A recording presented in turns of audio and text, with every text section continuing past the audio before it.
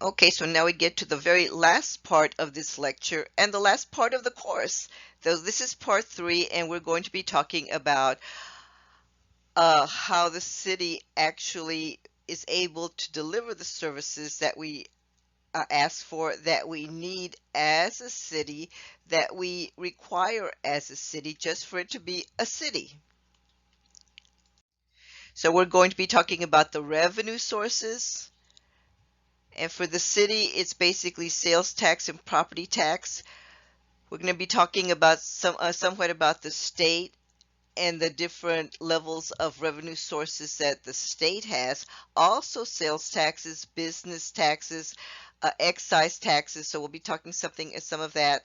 I'll be talking to you about that. And then we're going to be talking specifically about expenditures for the city government. So the city gets money in the form of property taxes, in the form of sales taxes, but then what do they use it for?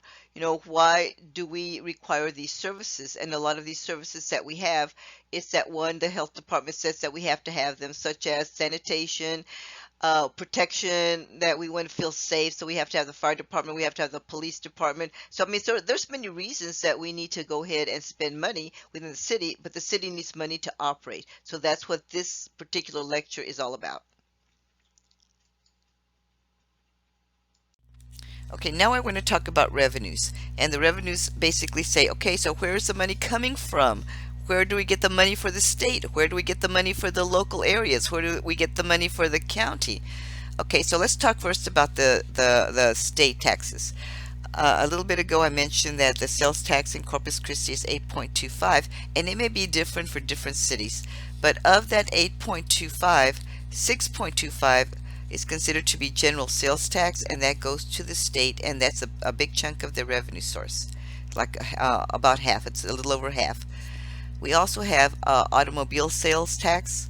Like if you go buy a car, there's sales tax associated with that. But what happens is that we don't really feel it because it's kind of like rolled into the amount of money that you owe, that you're going to be financing. There's also motor fuels tax. And when you go get gas, look at the price. I don't know, I think I saw it was at like a 182.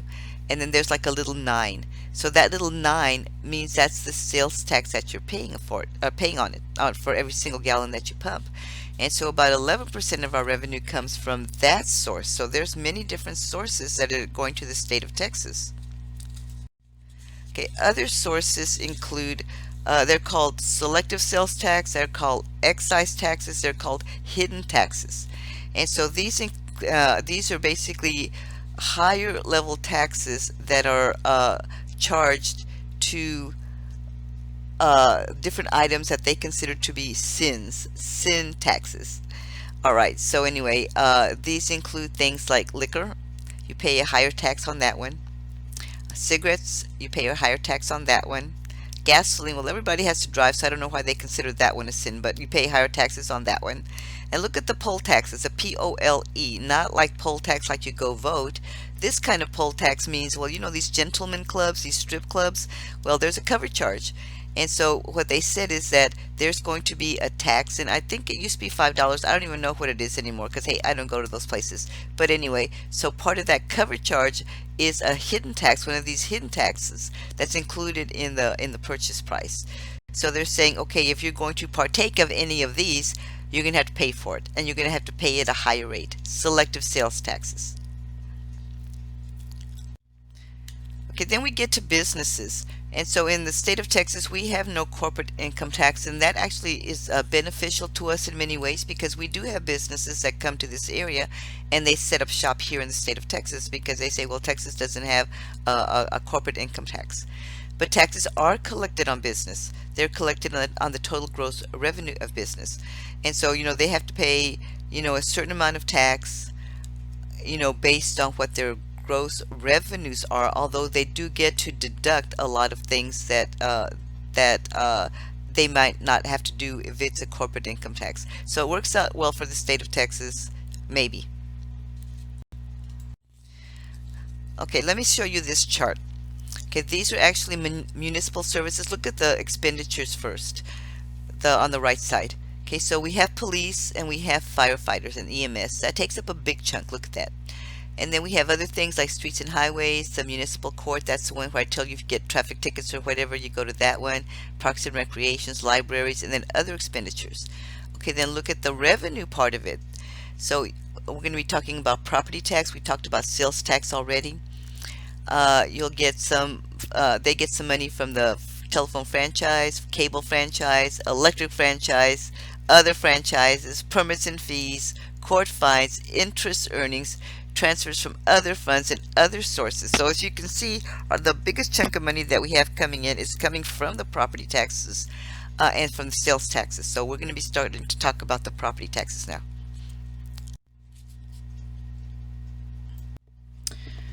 Okay, so we're going to be talking about local taxes and specifically property taxes. So let me explain a little bit about this first. If you own a piece of property, say a house or whatever, every year you are going to be, your property is going to be appraised. And you get this letter from the appraisal district saying your home has been appraised at such an amount of money. It has been valued at this amount of money.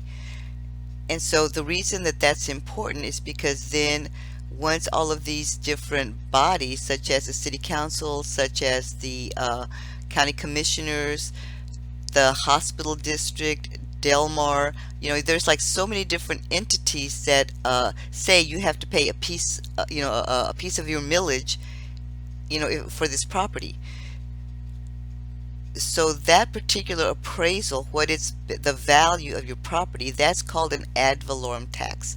And so it's usually assigned to real property, the land and the buildings. But it can also be assigned to personal property, such as automobiles. As I said a minute ago, here in the state of Texas, we pay sales taxes on our automobiles. And so it's kind of rolled into the financing, so you don't really feel it. But before I came here, I'm from Texas, from San Antonio, and but I was in Florida before I came here, and I bought a car in Florida. And so I went to buy the car, and they say, okay, you need to take this document to the tag agency and pay your property taxes there. And I said, well, I hate to sound stupid, but I don't exactly know what a tag agency is. And so they told me what it was, where I needed to go or whatever. But you had to come up with a couple of $1,000s, right there having bought the car. Nobody told me about that. So anyway, so we just roll it in. I think we have a better way of doing it, but that's neither here nor there. All right, so most local governments do tax real property, not automobiles, not here in the state of Texas. Okay, so as I said, these tax rates are set by city councils, county commissioners, and school boards. So let me talk a little bit about the school boards, and we're not doing a section on that because that's a whole different animal. But basically, schools are each school district sets its own tax rate. And here in this area, you may or may not be from this area, but we have the Corpus Christi Independent School District, we have the Flower Bluff Independent School District, we have the Tuloso Midway Independent School District, we have the West Oso Independent School District, the Gregory Portland. So many school districts, and they all have like a different tax rate. Okay, so what they're saying is that, all right, people that live in this particular area need to pay taxes in order to finance the schools, to finance the schools. And that's the big deal. That's the big deal, saying, you know what, if you want a good school district, you have to pay more money. And so the amount that's paid depends on the valuation of your house, what your house is valued at. Okay, so then you should be thinking, okay, so if you have property that's worth a lot of money, say for example if you live in King's Crossing, then those houses are valued at a higher rate, so therefore the school district is going to be paying more. And yes, that's a true statement. All right, same thing with Flower Bluff, etc., etc. Okay, but when it comes to, say for example, King's Crossing, well, that's part of a Corpus Christi Independent School District, so it's not like that all of that money is going to go to that new Veterans Memorial High School. It goes to the school district, and the school district is the one that decides how it's going to be divvied up amongst all of the different schools. So far so good? All right, good. Okay, well, they say that the school taxes have increased more rapidly than people's income, than people's personal income. And what it's doing is putting a heavy burden on property owners, because they're saying, the schools keep wanting more money and more money and more money, because they're saying we need more money to run the schools, we need more money to do this, we need more money to do that. So they keep upping the amount that they're requiring, from each of the property owners, and people that own property are saying, but our incomes are not rising at that particular rate, but yet you keep taxing us a lot, and you're taxing us a lot. And that's a true statement. I mean, that is absolutely a true statement. On the one hand, the schools need the money to educate our youth. On the other hand, the property owners are really starting to suffer because of this. And one of the reasons is because we're not getting as much money from the federal government anymore. We're not getting as much money from the state anymore. So the only other thing they can do is go to the property owners at the local level to be able to make up this deficit financing.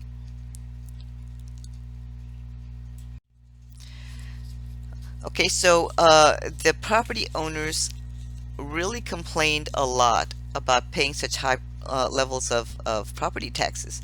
And as I said just a minute ago, the state kind of like, it's not funding the school districts at level, federal government not funding them at that level.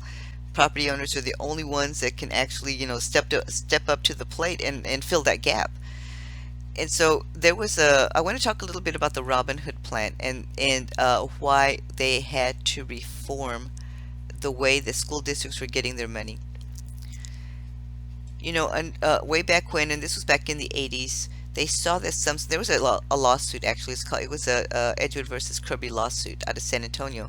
And so they said, there's some areas that are poor areas, and because they're not being funded very well by the property taxes, because the state's not giving them very much money, the youth that are being educated in this very poor school district is not getting an equal education as someone who lives in a more affluent type of school district. And so they came up with this thing called the Robin Hood plan, where you take from the more affluent school districts and you give it to the more disadvantaged school districts. And that went on for a while. And so finally it went up to the Texas Supreme Court. That we talked about that in the lecture on the courts. They said it's unconstitutional to do that. You have to find another way. You have to find another way to finance K through 12 public education. So there had to be some reform. Okay, then at the same time they were saying, well, you know what? These homeowners, these property owners need some kind of relief, because this millage rate is just too high. I mean, it's just too high. We can't keep up with it anymore. And so the school said, okay, we will give you a property exemption for your homestead. If you own the property and you're living there, that's your homestead, we'll give you an exemption. And it can be anywhere from about $5,000 to about $25,000. It depends on the county. And this $25,000, that's recent. It used to be $15,000. It's more recent that it was increased to that amount. They lowered that tax cap. They lowered the amount that people had to pay from $1.50 per $100,000 valuation to $1.35 per $100,000 valuation. So they lowered it. And so you should be thinking, well, then does that mean that we're going to get less money, because they're lowering all of these taxes for K through 12 education? And the answer is yes. Less money was going to be going into the school system. But they said, we have a plan. The businesses have agreed to go ahead and close up some of those loopholes on their gross revenue receipts that are taxed on businesses, and they're going to go ahead and start kicking in some of the money.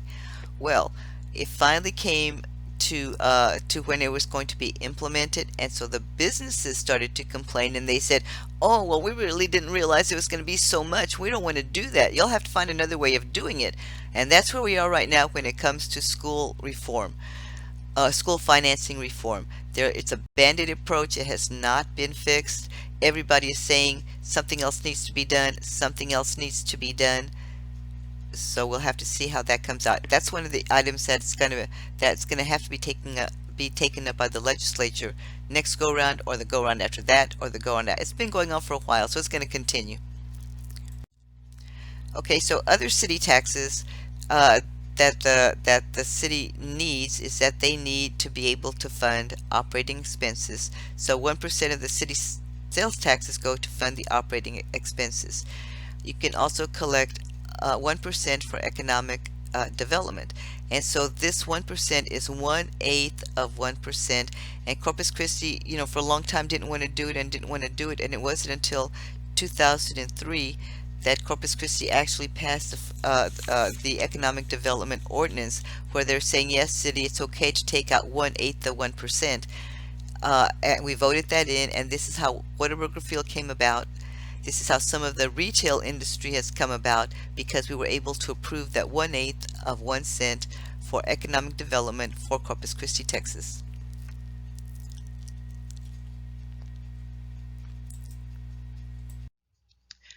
Now, the most recent changes that we have had when it comes to sales taxes is that we, the voters, voted in the ability for the city to borrow money, bond money, to fix all of the streets in the city in Corpus Christi, Texas, because you have to know the streets look pretty bad.